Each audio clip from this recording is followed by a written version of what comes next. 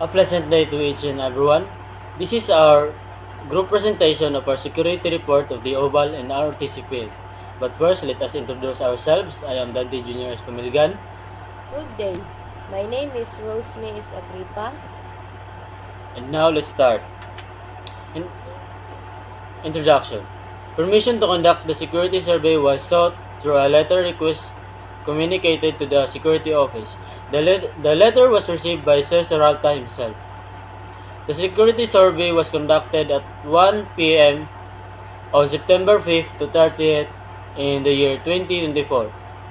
The security survey in the Oval Track and ROTC field will identify the potential vulnerabilities, risks, and threats as well as inform the security personnel of the University of Mindanao about the needs to enhance and renovate rather certain areas of the Oval Track and ROTC field to ensure the safety of the students, staff, parents, and faculty members. The objectives of this survey is to identify the vulnerabilities, risks, threats of both areas, to measure the security that is currently in place, to determine the degree of protection the installation is required. Next, name and mission of the installation or activity. The Oval Track. The University of Mindanao Oval Track was opened in the year 2017. Uh, the university's 400-meter Olympic track was used for the first time as a venue for the opening of the intramurals in the year 2019.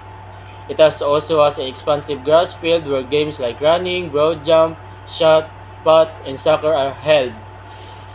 It is also where the sports of open office is found.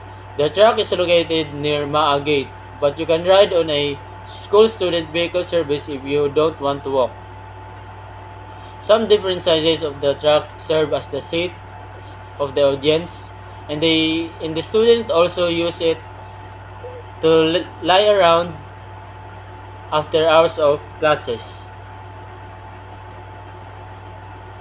UM President Guillermo P. Torres Jr. led the ceremonial cutting to the ribbon after the blessing in the year 2017.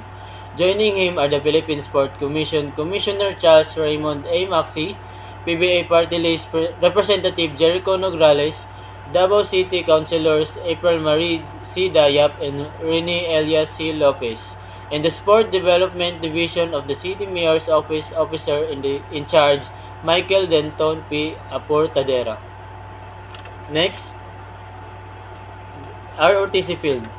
The purpose of this installation is to serve as the centralized hub for all ROTC units to assemble and conduct their training and operations. This area will provide a dedicated space for ROTC units to unite, fostering collaboration, communication, and sense of shared purpose. By bringing all units under one roof, the installation will streamline training programs, facilitate the exchange of knowledge and best practices, and enhance overall efficiency. This centralized location will also allow for the development of joint training exercise, promoting interoperability and strengthening the bond between ROTC units. Next is physical security. First, perimeter barrier. The situation in the oval track is the perimeter barrier of the northwest part of the oval does not have a top guard. Our recommendation, we strongly recommend implementing a top-tier security system including installing a top guard. By employing a top guard, we can significantly enhance our ability to deter unauthorized entry, monitor activity, and respond swiftly to any potential intruder. In the ROTC field, the situation in the northwestern sector of the field, we have observed that a top guard is broken. This damage strongly suggests that unauthorized individuals have gained access to the field. The compromised top guard indicates that a breach is security rising concern about potential trespassers within the area. It is imperative to address this security breach promptly to prevent further unauthorized entry and safeguard the integrity of the field. Our recommendation: the broken top guard should be repaired immediately to prevent potential intruders from using it as an advantage to gain unauthorized access to the field. Next, number 2, guard force and guard system. The situation is, while there is no permanent guard station in both areas, personnel do conduct periodic checks to ensure security. Our recommendations: security personnel should check every inch of both areas to ensure that everything is in good personnel identification and movement control. Situation: neither area requires personal identification for access. The, uh, we recommend only those who has University of Mindanao ID can access the field, both field rather, and those people who has authorization or permit to enter both areas. Next is protective lighting. Protective lighting. The situation with us when we survey the RTC field when it comes to protective lighting is lacking, the others are falling down. Then the protective lighting are placed from each other where it provides limited illumination to surrounding area. The protective lighting inside the oval is identical to the back, and other protective lighting is lacking in width. Our recommendation that the protective lighting should be increased in the RTC field because the area of the rise field in the other protective lighting is old and does not work anymore. The others have fallen. We admit that we certified oval the RTC field. There was no security alarm. Even there was only one, but to sure why there was no alarm, we asked the security guard who was only the areas are searched from time to time until night. Our recommendation is they should install the security alarm even if it's just a tool in the RTC field in the oval because the alarm is very important so that if there is a danger like a flood or earthquake so that they leave the area immediately so nothing happens. As observed, the RTC field and the oval air are restricted areas from 6 p.m. to 5 a.m. During this time, no one is allowed to enter. There are security guards assigned to patrol the area, and they rotate shift to ensure continuous surveillance. One guard patrols 6 p.m. to 12 a.m.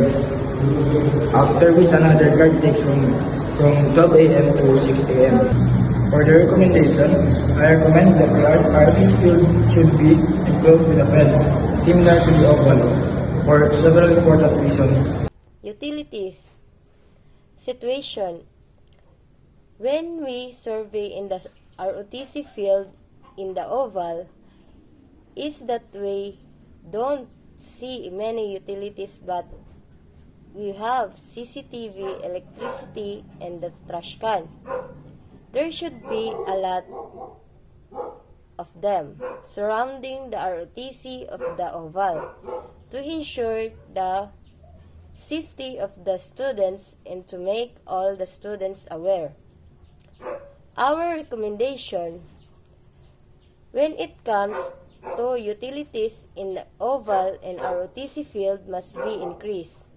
We recommended the security camera alarms, access control system, more recycling bins, fire alarms, and fire escape route to ensure the safety of the students and staff. Emergency plan. Situation. When it comes to emergency plan, we don't see anything in the area that they had an emergency plan. We don't see any fire alarms in every corner of ROTC field in the oval area.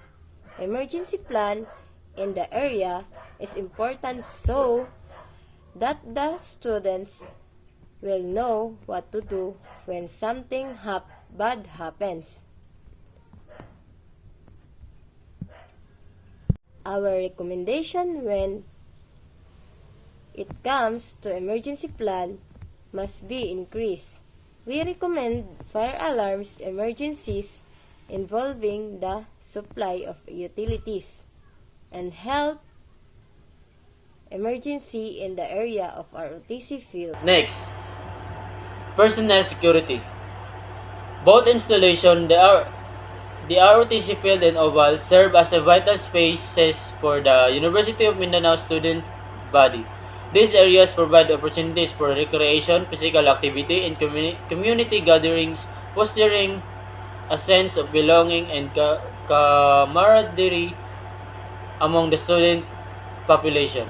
Next is document and information security. Neither the oval and ROTC field contains sensitive or confidential documents. These facilities are primarily designed for physical training, athletic events, and recreational activities, and therefore do not house any materials requiring heightened security measures. Next is potential hazard. At the entrance of the oval track, a concrete square part protrudes from the ground, posing a potential hazard to students. The uneven surface could cause individuals to trip or fall, especially during wet weather when the concrete becomes slippery. The risk of a head injury is particularly concerning, highlighting the need for immediate attention to the safety issue. Extensive vegetation within the ROTC field poses a significant safety hazard.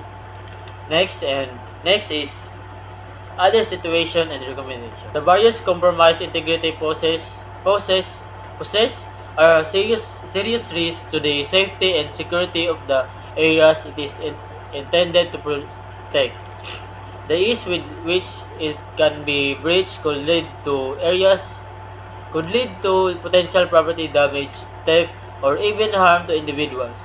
The surveyor's recommendation for immediate repair is not simply a suggestion, but a crucial step in mitigating this risk and ensuring the well-being of the areas and their occupants. Next is the enclosure and exhibit. As you can see in the screen, we put a lot of pictures of the ROTC field and the oval track. In the picture of the back, in the front of both areas. And that would be all for our presentation. Thank you for watching.